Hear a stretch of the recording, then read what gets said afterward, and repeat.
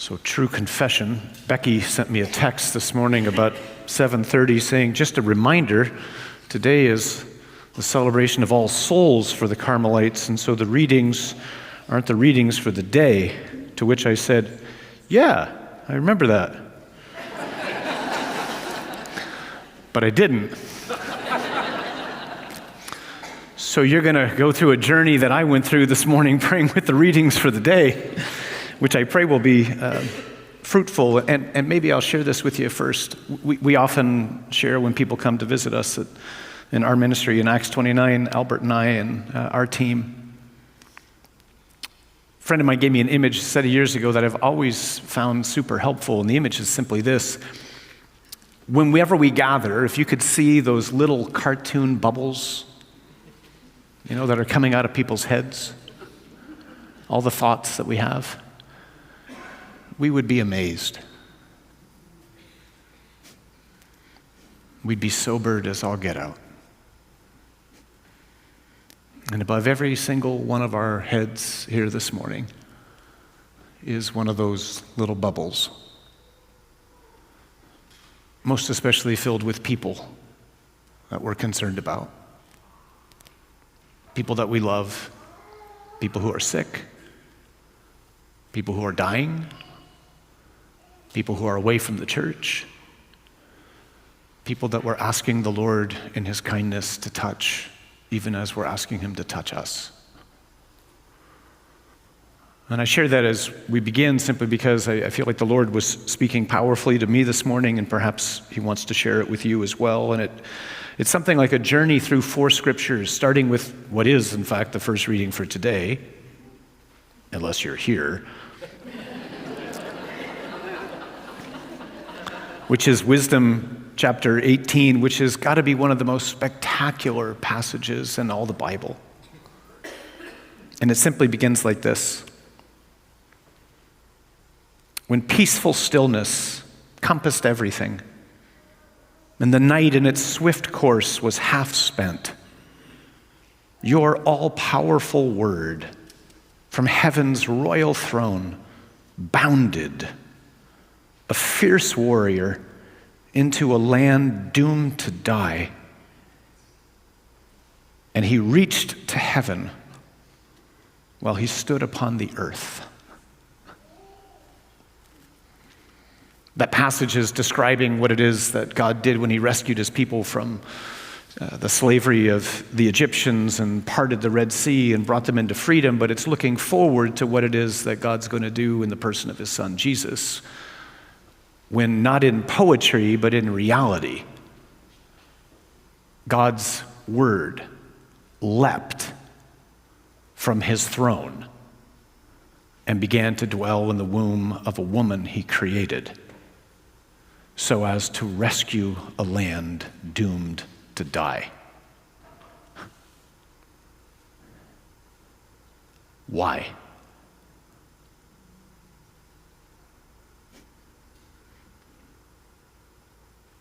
Why would He do that?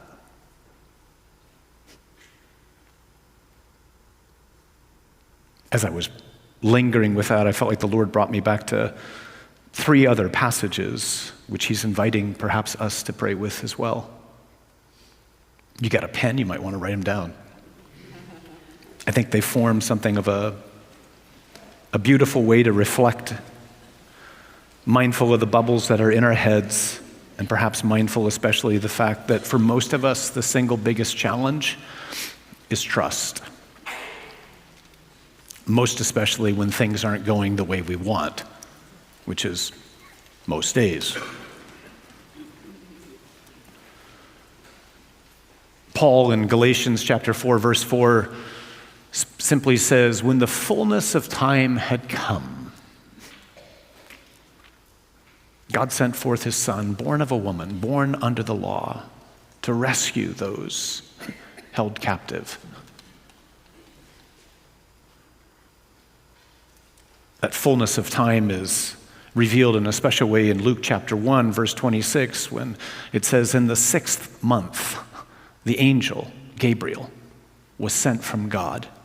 And every time I pray with that passage, I picture Gabriel over here and the Lord looking down into Nazareth and seeing Our Lady, mindful that today, the day of the Annunciation, when that scene is describing, or what that scene is describing, is the day when the fullness of time had come, the day when God's all-powerful word is going to, for real, leap from his royal throne into a land doomed to die. And I picture the Father turning to Gabriel and saying, "Go now." And there he is. And she says yes.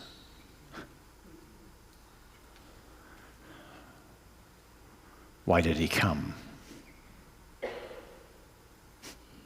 Why would he do that? And the fourth and last passage that the Lord was leading me to reflect on this morning, again thinking of all the bubbles that you and I have in our heads or over our heads, and the struggle that we have so often to trust, was Luke 22, verses 42 to 45, which is Jesus falling prostrate on the ground in the Garden of Gethsemane, sweating blood, knowing that he's about to enter unarmed into battle against the prince of darkness and all the demons and the power of death and the power of sin. And even though he is in fact the fierce warrior and the unconquerable Lord, the eternal Son of God, for real, says to his Father, "I know this is what we said we were going to do. If there's another way to do this, I'd rather we can come up with that." And as he's lying on the ground, his face in the dirt, the one through whom the universe was made, sweating blood and beginning to enter into his passion, at a certain moment, he pushes himself up off the ground, as if to say to the Father, "Okay, let's do this." Who was he thinking of when he did that?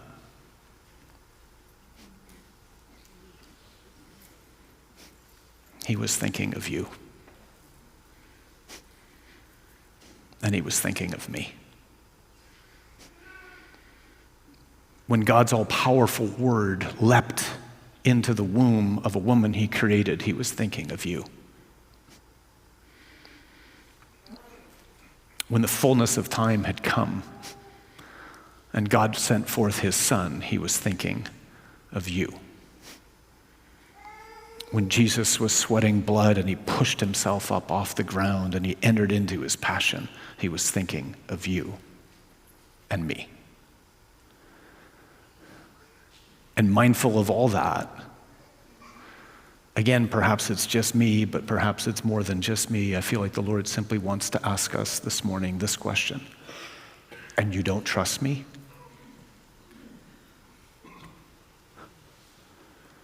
You don't think I know what I'm doing? You don't think I have a plan?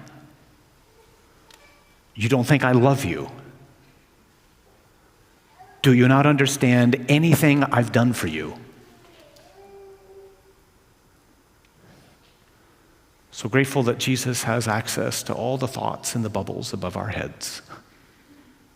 I'm grateful that he is an all-powerful Lord who is rich in mercy and who loves us beyond all telling. Let's just ask him this morning to increase within us the gift of trust, and ask Our Lady, most especially, to teach us how to grow in faith.